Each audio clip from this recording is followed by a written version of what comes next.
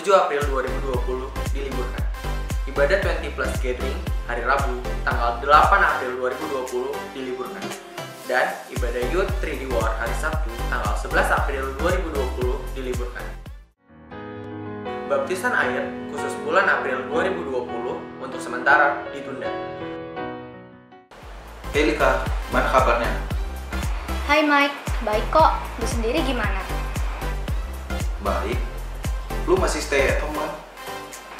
Masih dong, kan kita harus tetap mengikuti arahan pemerintah. Kita harus tetap sekolah, kerja, ibadah dari rumah.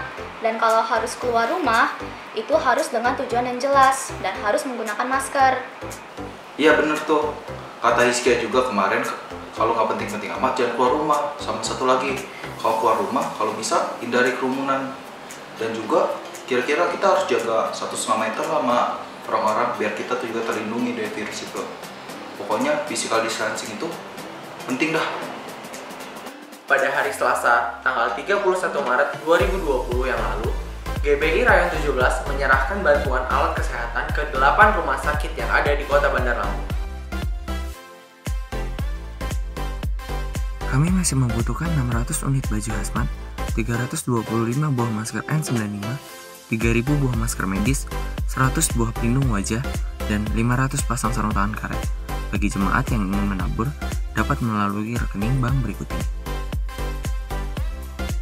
Bagi jemaat yang membutuhkan pelayanan atau dukungan doa, dapat menghubungi call center berikut ini. Dihimbau kepada jemaat yang sudah menginstal mobile aplikasi GBI Rayon 17 Lampung untuk mengupdate aplikasi tersebut. Dan bagi jemaat yang belum menginstal mobile aplikasi GBI Rayon 17 Lampung untuk menginstal via Google Play untuk pengguna Android dan App Store untuk pengguna iPhone. Perjamuan Kudus akan diadakan pada hari Jumat tanggal 10 April 2020 dan hari Minggu tanggal 12 April 2020. Jemaat dapat mengambil roti dan anggur perjamuan kudus di gereja mulai hari Senin tanggal 6 April 2020. Mike, lu masih jaga kebersihan diri lu dan lingkungan kan? Masih dong, gue masih setiap hari rajin kok cuci tangan.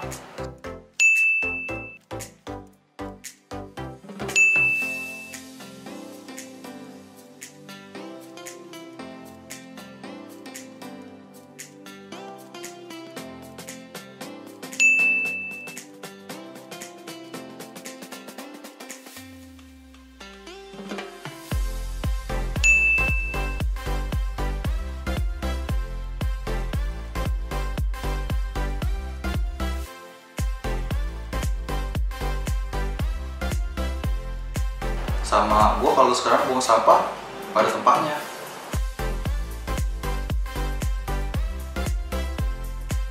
Oh iya, udah waktunya nih ibadah online. Yuk kita ibadah dulu. Yuk. Nah, sekarang waktunya kita untuk mengikuti ibadah online. Selamat beribadah, Tuhan Yesus memberkati. Shalom Bapak Ibu Saudara yang diberkati Tuhan. Saya percaya dimanapun kita berada saat ini, kita semua dalam keadaan yang baik, amin. Karena kekuatan kita, pengharapan kita hanya ada di dalam Yesus Kristus Tuhan. Mari bersama-sama dimanapun Bapak Ibu Saudara berada saat ini, kita mau sembah Tuhan karena saya percaya bahwa hadirat Tuhan tidak terbatas oleh ruang dan waktu. Mari bersama-sama kita satukan hati kita. Kita datang kepada Tuhan yang hidup. Kami tinggikan Engkau di tempat ini Tuhan.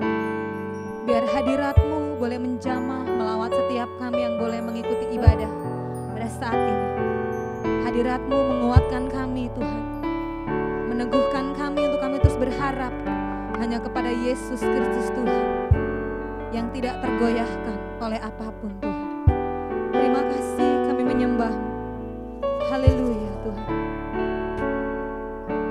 Yesus Tuhan. Betapa dahsyat Engkau Tuhan, pencipta segala yang ada, dulu sekarang sampai selamanya. Hanya Engkau Tuhan.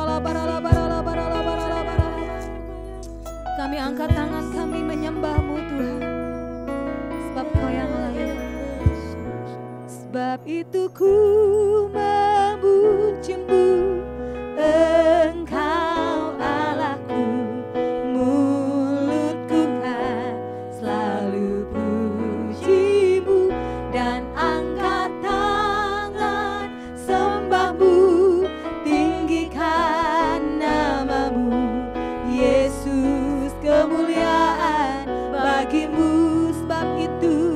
Sebab itu ku memuji-Mu, Engkau Allahku, mulutku kan selalu puji-Mu. Angkat tangan kami menyembah-Mu, Tuhan, tinggikan nama-Mu, Yesus, kemuliaan bagi-Mu.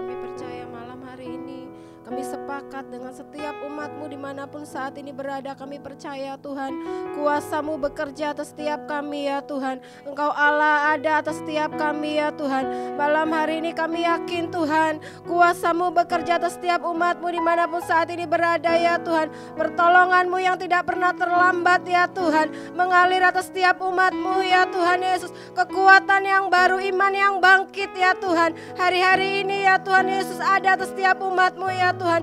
Biar setiap umat-Mu terus mengandalkan Engkau di dalam segala sesuatunya ya Tuhan. Kami percaya banyak hal yang terjadi hari-hari ini ya Tuhan, tapi itu tidak membuat setiap kami lemah ya Tuhan, tapi kami semakin kuat di dalam Engkau ya Tuhan. Di dalam pengharapan akan Tuhan Yesus kami semakin kuat ya Tuhan Yesus. Kami percaya hari-hari ini kuasa-Mu bekerja atas setiap kami umat-Mu di dalam nama Tuhan Yesus. Kami berdoa Tuhan, dimanapun saat ini umat-Mu berada ya Tuhan, Engkau yang memberkati berlimpah-limpah di dalam nama Tuhan Yesus. Engkau yang menjagai, melindungi ya Tuhan. Bahkan Engkau Allah yang terus menyertai setiap umat-Mu di dalam nama Tuhan Yesus.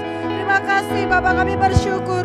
Berkati setiap umat-Mu ya Tuhan. Lebih lagi mungkin setiap mereka yang ada yang mengalami sakit penyakit Tuhan, kami percaya mujizat-Mu masih ada ya Tuhan. Kuasa-Mu mengalir menyembuhkan di dalam nama Tuhan Yesus. Terima kasih Bapa, kami bersyukur. Kami mau melihat perbuatan tangan-Mu yang ajaib dan luar biasa itu terjadi atas setiap umat-Mu.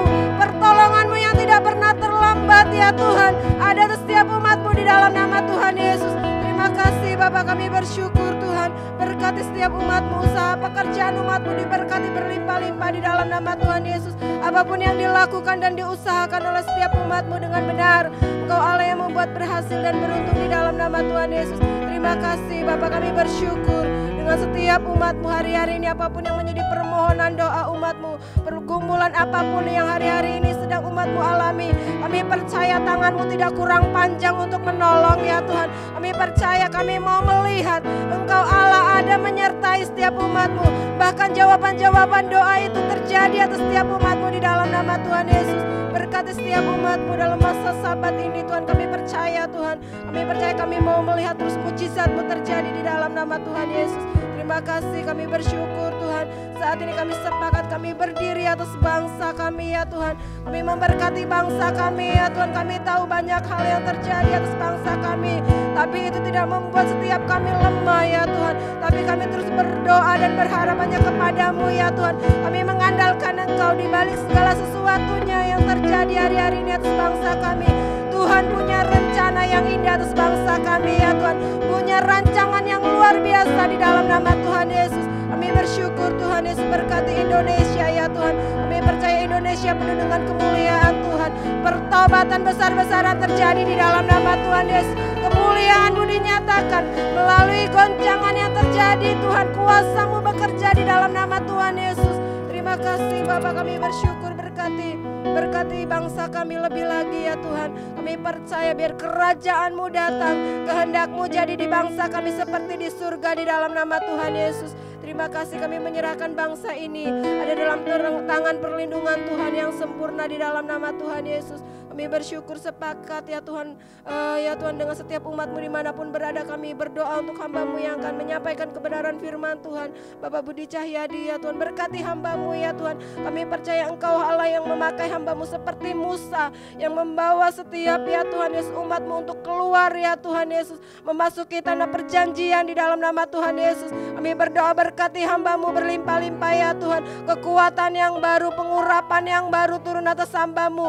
Kami percaya firman yang akan disampaikan melalui hamba-Mu ya Tuhan, sungguh-sungguh firman yang meneguhkan ya Tuhan, yang menguatkan ya Tuhan, bahkan yang mengadakan yang tidak ada menjadi ada ya Tuhan Yesus. Kami bersyukur Tuhan, berkati hamba-Mu berlimpah-limpah, berkati istri hamba-Mu, kedua putrinya Tuhan, ada dalam tangan perlindungan Tuhan yang sempurna. Kami bersyukur ya Tuhan, kami percaya biar setiap firman yang ditabur ya Tuhan boleh menjadi benih yang subur ya Tuhan Yesus.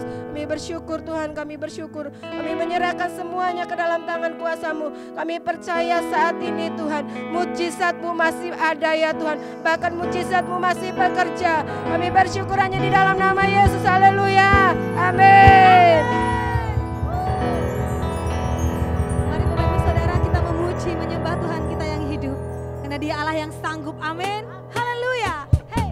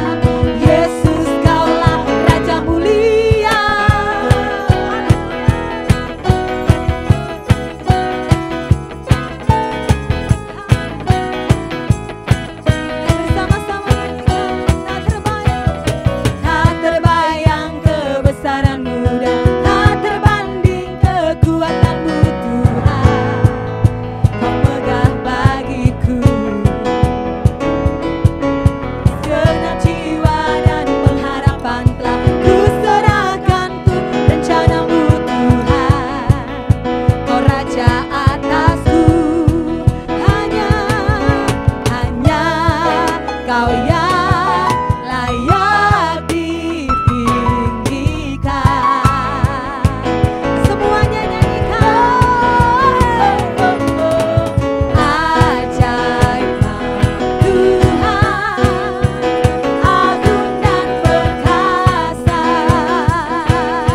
Kau sumber kemenanganku, layak berkuasa, memerintah selamanya.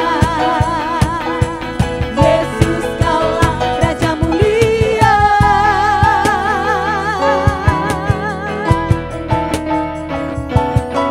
Tak terbayang kebesaran-Mu dan tak terbanding kekuatan-Mu Tuhan.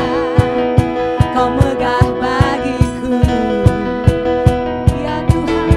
Segenap jiwa dan pengharapan telah ku serahkan untuk rencana-Mu Tuhan. Kau Raja atas setiap kami, ya Tuhan. Hanya Tuhan, Kau yang layak ditinggikan. Oh, ajaib Kau Tuhan, ajaib Kau Tuhan, agung dan perkasa.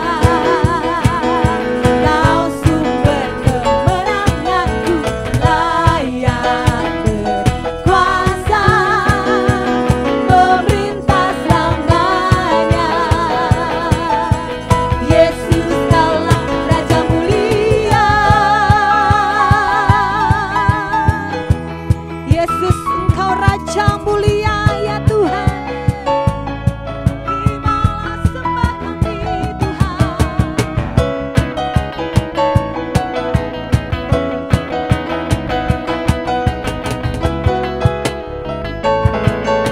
Mari bersama-sama nyanyikan, saudara. Ajaib Kau Tuhan, agung dan perkasa.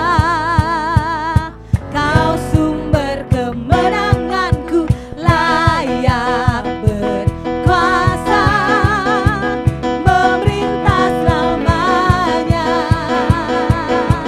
Yesus, Kaulah Raja mulia. Ajaib Kau Tuhan, agung dan perkasa. Kau sumber kemenanganku, layak berkuasa, memerintah selamanya. Yesus, Kaulah Raja mulia.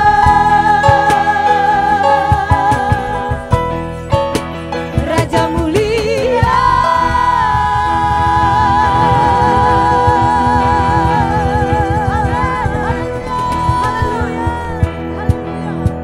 Hati kami limpah dengan syukur, ya Tuhan. Sebab Engkau Yesus Raja, segala Raja Tuhan, yang tidak tergoyahkan oleh apapun yang sedang terjadi hari-hari ini. Kuasa-Mu tetap menyertai gereja-Mu, ya Tuhan. Terima kasih, biar Engkau berbicara kepada setiap kami melalui kebenaran firman-Mu. Firman-Mu itu menjadi pegangan atas hidup kami, ya Tuhan. Menjadi kekuatan atas kami. Karena perkataan-Mu, firman-Mu itu begitu berarti dalam hidup kami. Di dalam nama Tuhan Yesus, segala pujian, hormat, kemuliaan hanya bagi Engkau Tuhan.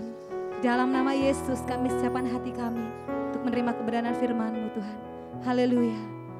Amin. Shalom, Maranatha, datanglah Tuhan Yesus.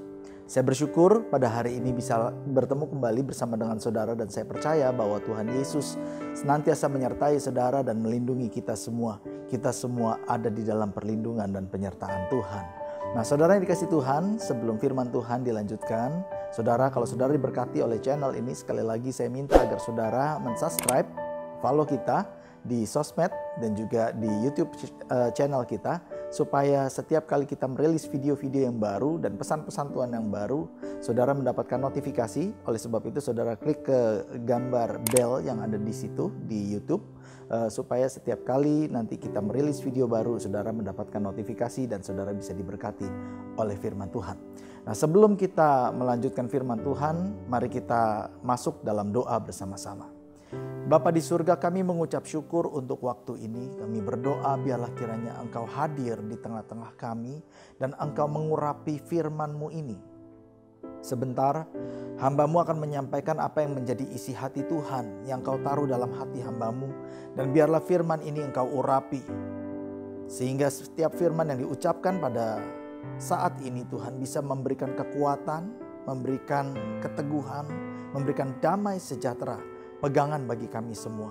Dan kami berdoa biarlah ketika umat-Mu mendengarkan firman, yang lemah dikuatkan, yang sakit disembuhkan, yang susah mendapatkan penghiburan yang daripada Tuhan. Urapi hamba-Mu, percayakan firman-Mu kepadaku agar aku dapat menyampaikannya tepat seperti apa yang Kau inginkan. Di dalam nama Yesus kami serahkan waktu ini seluruhnya ke dalam tangan Tuhan. Haleluya. Amin.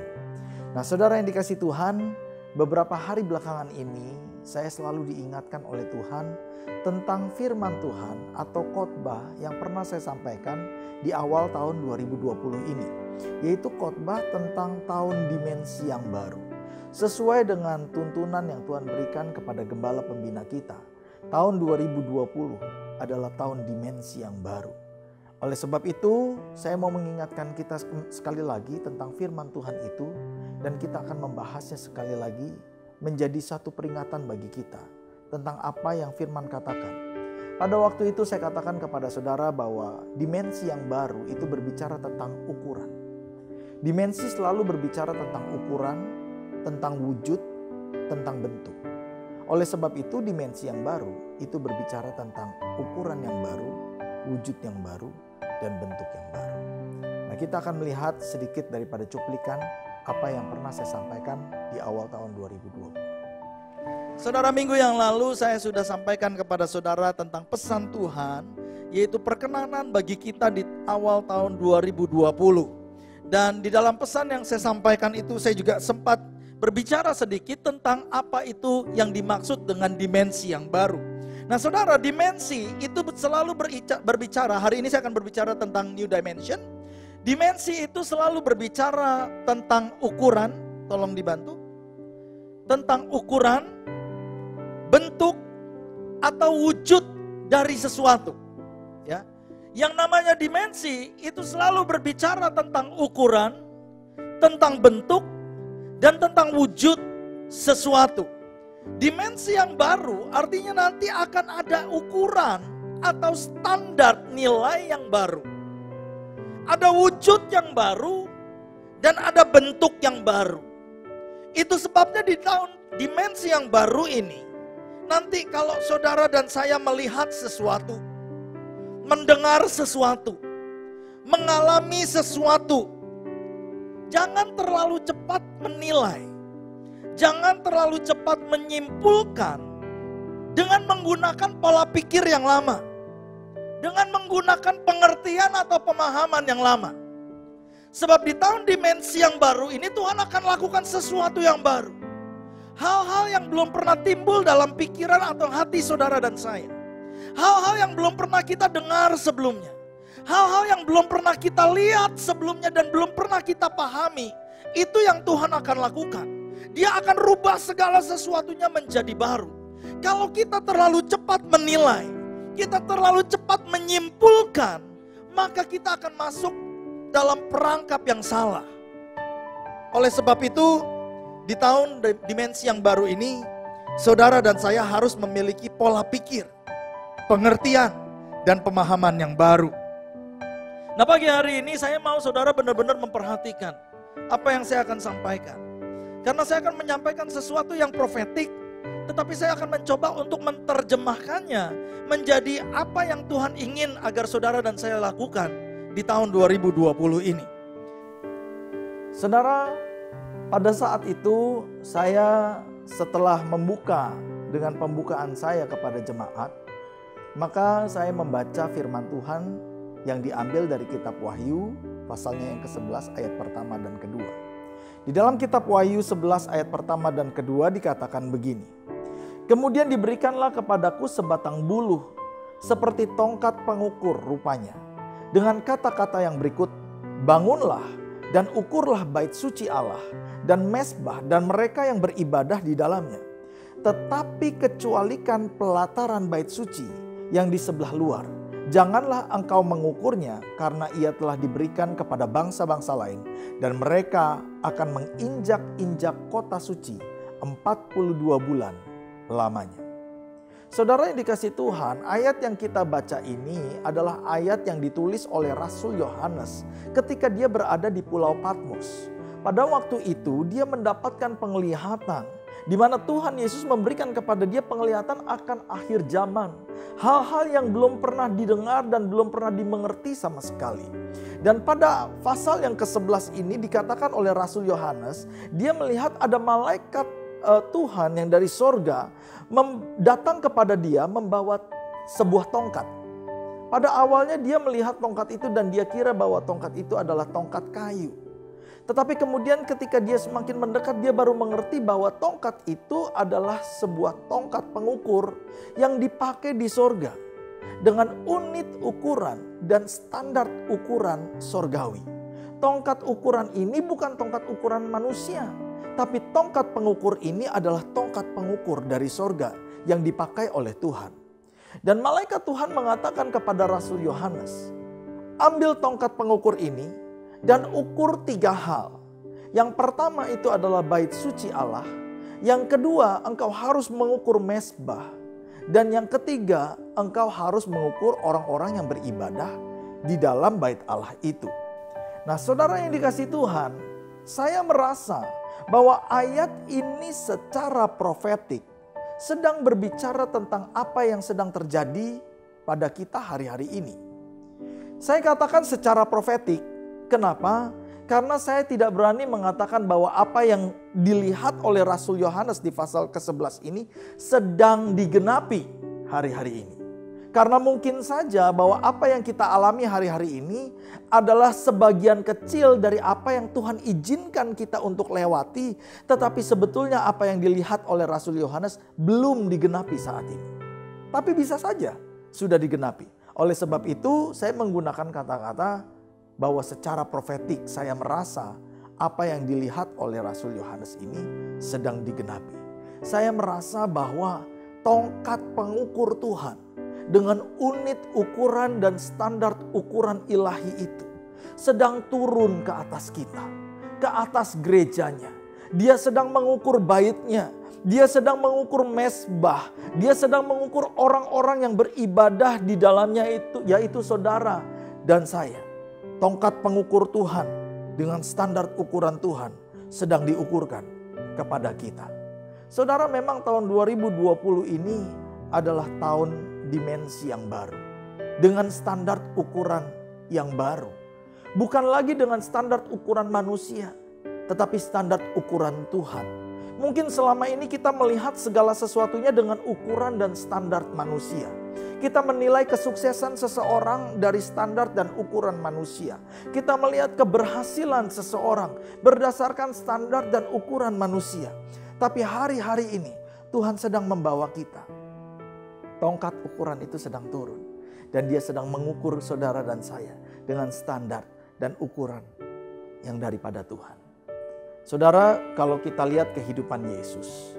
Dan kalau saya tanya kepada saudara, apakah Tuhan Yesus selama dia ada di muka bumi ini, dia merupakan gambaran hamba Tuhan yang berhasil? Hamba Tuhan yang sukses?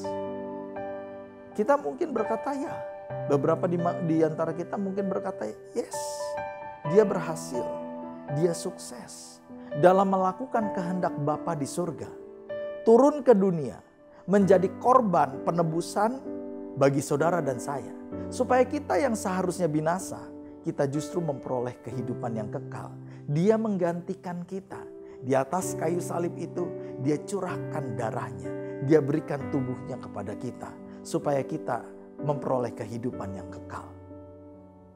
Tetapi secara manusia, tahukah saudara, kalau kita mengukur pelayanan Yesus, kehidupan Yesus secara manusia, mungkin kita bisa melihat bahwa dengan ukuran manusia, dia tidak termasuk dalam hitungan orang yang memiliki pelayanan yang sukses dan berhasil. Bagaimana mungkin? Umur 30 baru masuk dalam pelayanan. Umur 30 baru dibaptis, saudara. Lalu setelah dia masuk dalam pelayanan selama 3,5 tahun. Setiap kali dia menyampaikan firman Tuhan, selalu ada yang mencemooh dia. Selalu ada yang mengkritik dia. Dia selalu difitnah, dia selalu dicobai. Dan bahkan saudara, seringkali orang-orang Farisi, ahli-ahli Taurat, itu datang untuk menjebak dia. Bagaimana mungkin secara ukuran manusia kita bisa mengatakan bahwa pelayanan Tuhan Yesus berhasil? Dia ditinggalkan oleh murid-muridnya. Dia dikhianati oleh seorang muridnya yang dekat dengan dia. Bahkan oleh Petrus yang salah satu merupakan yang terdekat, saudara. Petrus menyangkal dia, bersumpah bahwa tidak pernah mengenal dia. Bagaimana mungkin kita bisa mengatakan bahwa Yesus memiliki pelayanan yang diberkati dan sukses secara ukuran manusia? Dia mati muda di umur 33,5 tahun. Dan ketika dia mati, tidak ada seorang pun dari muridnya yang menghantar dia untuk mengubur dia, kecuali Yusuf dari Arimatea dan juga Maria. Yang lain gak ada. Saudara, secara manusia mungkin pelayanan Yesus tidak bisa dibilang berhasil. Tetapi dia berhasil di mata Tuhan. Karena yang dipakai adalah ukuran dan standarnya Tuhan. Dan di dalam tahun dimensi yang baru ini, tongkat pengukur yang daripada Tuhan dengan ukuran dan standar ilahi itu sedang turun atas kita. Oleh sebab itu kita perlu perhatikan. Karena dia sedang mengukur 3 hal. Yang pertama yang dia ukur adalah bait suci. Yang kedua yang dia ukur adalah mezbah. Dan yang ketiga yang dia ukur adalah orang-orang yang ibadah di dalamnya. Saudara yang dikasihi Tuhan, bait suci itu berbicara tentang kita. Mungkin di dalam Wahyu 11 ayat pertama memang itu berbicara tentang bait suci secara fisik. Banyak ahli teologi yang mengatakan bahwa yang dilihat oleh Rasul Yohanes itu merupakan bait suci ketiga yang nanti akan dibangun di zaman Antikristus. Tetapi secara profetik, saya merasa bahwa bait suci di sini itu berbicara tentang saudara dan saya. Rasul Paulus di dalam kitab 1 Korintus 3 ayatnya yang ke-16 sampai dengan ayat ke-17, dia berkata, "Tidak tahukah kamu bahwa kamu adalah bait Allah dan bahwa Roh Allah diam di dalam kamu? Jika ada orang yang membinasakan bait Allah, maka Allah akan membinasakan dia, sebab bait Allah adalah kudus dan bait Allah itu ialah kamu." Bait Allah itu adalah kita, saudara. Dan bait suci atau bait Allah adalah tempat di mana Allah bersemayam. Tempat yang kudus, tempat yang suci. Setiap bagian daripada bangunan bait Allah dan segala perkakas yang ada di dalam bangunan bait Allah secara fisik itu harus dibuat sesuai dengan bahan-bahan dan ukuran-ukuran seperti yang Tuhan perintahkan. Ukuran yang digunakan di dalam perkakas-perkakas dan juga di dalam membangun bait suci adalah ukuran yang sesuai dengan standar surgawi. Itu sebabnya saudara dan saya sebagai bait Roh Kudus, bait Allah, kita pun harus memiliki nilai-nilai, ukuran-ukuran, standar-standar yang ilahi. Bukan standar sesuai dengan ukuran manusia, tetapi sesuai dengan ukuran Tuhan. Oleh sebab itu, semua ukuran-ukuran yang masih kita pakai di dalam hidup kita, yang merupakan ukuran dunia atau ukuran manusia, harus ditinggalkan, digantikan dengan ukurannya Tuhan. Di dalam kitab Efesus, pasalnya yang keempat, ayatnya yang ke-22 sampai ke-24. Rasul Paulus mengatakan begini, yaitu bahwa kamu berhubung dengan kehidupan kamu yang dahulu harus menanggalkan manusia lama. Manusia lama dengan ukurannya yang lama. Dengan nilai-nilainya yang lama. Dengan standarnya yang lama. Yang menemui kebinasaannya oleh nafsunya yang menyesatkan. Supaya kamu dibaharui di dalam roh dan pikiranmu dan mengenakan manusia baru. Apa itu manusia baru? Rasul Paulus katakan begini, yang telah diciptakan menurut kehendak Allah di dalam kebenaran dan kekudusan yang sesungguhnya, sesuai dengan ukuran dan standarnya Allah. Oleh sebab itu kita harus membuang ukuran lama kita, ukuran manusia lama, ukuran duniawi, dan digantikan dengan standar dan ukuran yang baru, yaitu ukuran ilahi. Di ayat berikutnya, ayat ke-25, Rasul Paulus mengatakan begini, karena itu buanglah dusta dan berkatalah benar seorang kepada yang lain, karena kita adalah sesama anggota. Jangan lagi di antara kita ada yang suka berbohong, berdusta, memfitnah, menyebarkan kabar tidak baik, kabar hoax, saudara. Jangan, tapi saling berkata satu dengan yang lain dengan kata-kata di dalam kebenaran. Ayat ke-26. Apabila kamu menjadi marah, janganlah kamu berbuat dosa. Janganlah matahari terbenam sebelum padam amarahmu, dan janganlah beri kesempatan kepada iblis. Amarah kita ternyata memberi kesempatan kepada iblis. Makanya kalau hari-hari ini kita masih menyimpan kemarahan, ayo kita buang kemarahan. Kita cari damai sejahtera. Kita berlindung di dalam hadirat Tuhan. Buang manusia lama kita.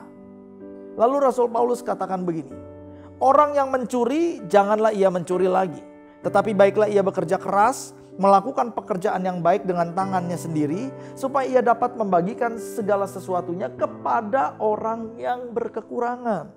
Janganlah ada perkataan kotor yang keluar dari mulutmu, tetapi pakailah perkataan yang baik untuk membangun di mana perlu, supaya mereka yang mendengarnya beroleh kasih karunia. Dan janganlah kamu mendukakan Roh Kudus Allah yang telah memateraikan kamu menjelang hari penyelamatan. Segala kepahitan dikatakan, kegeraman, kemarahan, pertikaian, atau keributan, dan fitnah hendaklah dibuang dari antara kamu. Demikian pula segala kejahatan. Tetapi hendaklah kamu ramah seorang terhadap yang lain, penuh kasih mesra dan saling mengampuni, sebagaimana Allah di dalam Kristus telah mengampuni kamu. Saudara, ini waktunya. Tongkat pengukur itu sedang turun atas kita. Dan kita perlu menanggalkan kebiasaan lama kita, manusia lama kita, kebiasaan duniawi kita, digantikan dengan standar sorgawinya Tuhan. Yang kedua, yang diukur adalah mezbah. Mezbah itu adalah tempat di mana imam mempersembahkan korban bakaran kepada Tuhan. Mezbah adalah tempat di mana para imam melakukan pendamaian terhadap umat. Di mezbah itulah para imam melakukan tugas dan fungsi keimamannya. Saudara yang dikasihi Tuhan, salah satu orang yang melakukan tugas keimamannya setiap hari itu adalah Ayub. Saudara, kalau saudara baca di dalam kitab Ayub pasal pertama, saudara akan menemukan di sana ditulis bahwa Ayub ini adalah orang yang saleh. Dia adalah orang yang jujur, takut akan Allah dan hidup menjauhi kejahatan. Ayub adalah seorang pekerja keras. Dia adalah seorang pemimpin. Dia adalah seorang pengusaha yang sukses dan diberkati secara luar biasa. Dan Alkitab mengatakan begini di dalam kitab Ayub 1 ayatnya yang keempat sampai dengan ayatnya yang kelima. Dikatakan di sana, anak-anaknya yang lelaki biasa mengadakan pesta di rumah mereka masing-masing menurut giliran, dan ketiga saudara perempuan mereka diundang untuk makan dan minum bersama-sama mereka. Setiap kali apabila hari-hari pesta telah berlalu, Ayub memanggil mereka dan menguduskan mereka. Keesokan harinya, pagi-pagi bangunlah Ayub, lalu mempersembahkan korban bakaran sebanyak jumlah mereka sekalian. Sebab pikirnya, mungkin anak-anakku sudah berbuat dosa dan telah mengutuki Allah di dalam hati. Demikianlah dilakukan Ayub senantiasa. Ayub merupakan seorang gambaran ayah seorang imam yang melakukan tugas dan fungsi keimamannya. Dia bukan hanya seorang ayah biasa. Dia berdoa bagi anak-anaknya. Dia mengadakan pendamaian bagi anak-anaknya. Setiap kali dia melihat anak-anaknya keluar, setelah anak-anaknya kembali, saudara, mereka dipanggil satu persatu. Lalu mereka dikuduskan, didoakan kembali oleh Ayub. Lalu kemudian Ayub mempersembahkan korban bakaran supaya dosa-dosa mereka diampuni. Ayub menjalankan tugas keimamannya, fungsi keimamannya. Dan hari-hari ini saya percaya bahwa Tuhan sedang memanggil kita semua untuk membangun mesbah-mesbah keluarga di dalam rumah kita masing-masing. Dan di mesbah-mesbah keluarga itu Tuhan sedang mengukur mesbah kita.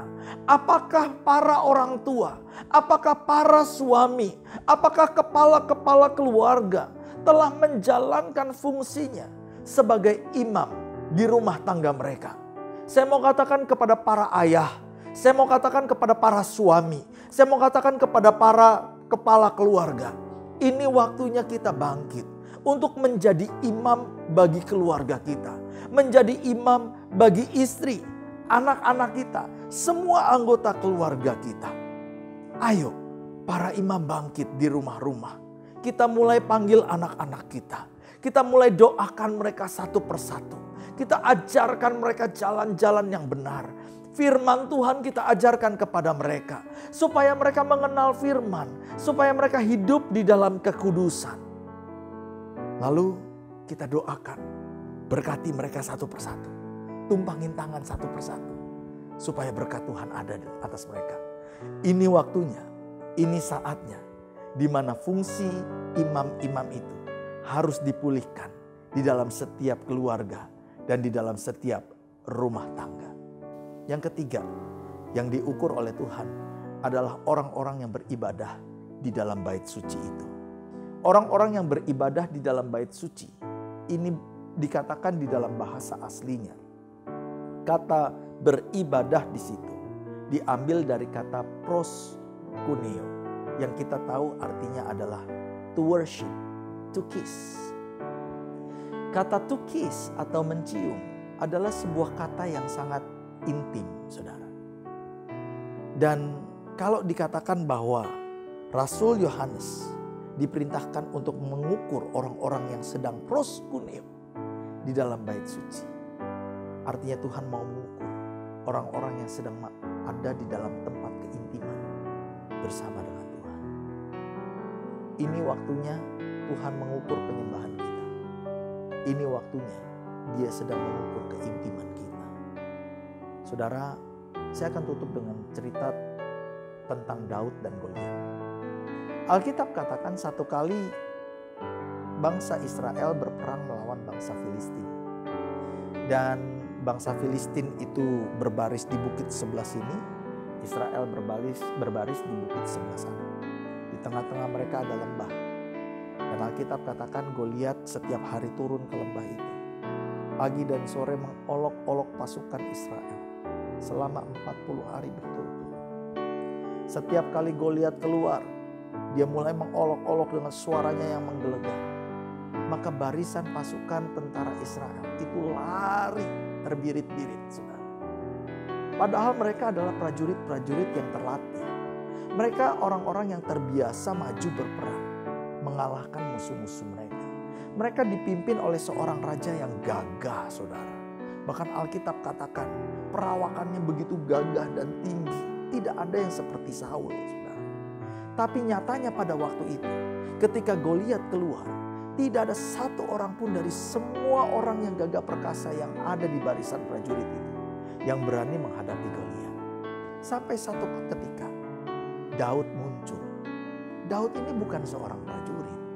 Daud ini seorang penyembah. Dia seorang pengangon domba, saudara. Dia seorang gembala. Pekerjaannya adalah setiap hari menggembalakan domba ayahnya yang cuma 2 atau 3 ekor. Tetapi dia sudah terbiasa untuk berada di tempat yang sepi, yang sunyi. Dan di tempat yang sepi dan sunyi itulah dia memuji dan menyembah Tuhan. Terkadang dia menghadapi bahaya. Ada singa dan beruang yang datang mencoba untuk mengambil domba yang dia gembalakan. Lalu kemudian dia katakan, aku terbiasa untuk menarik janggutnya dan merobek mulut daripada binatang buas itu. Kenapa Daud bisa melakukan itu? Bagaimana mungkin ada keperkasaan yang turun ke atas seorang anak yang begitu muda? Karena roh Allah ada atas Daud. Oleh sebab itu saya percaya orang-orang yang intim seperti Daud, orang-orang yang termasuk dalam worshipers, penyembah-penyembah seperti Daud adalah orang-orang gagah perkasa yang akan diurapi oleh Tuhan, diberikan keberanian oleh Tuhan untuk menghadapi raksasa-raksasa yang muncul hari-hari ini. Hari-hari ini kita sedang menghadapi raksasa yang namanya COVID-19.